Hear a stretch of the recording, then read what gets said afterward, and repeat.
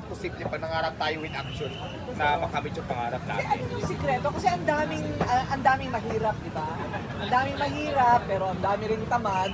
Ang daming mga nakatira sa ilalim ng tulay. Ano yung sikreto para... Kasipagan lang ang sikreto at sa diskarte sa buhay at laban lang sa mga pagsubok sa buhay, huwag kang sumuko. Kasi pag sumuko ka, hindi mo kakanta yung ganitong klaseng di ba? Hindi mo makakanta yung pangarap mo kasi sumuko ka, hindi mo nilaban eh. Mabuti hindi ka napunta sa masamang bisyo. Hindi naman. Oo.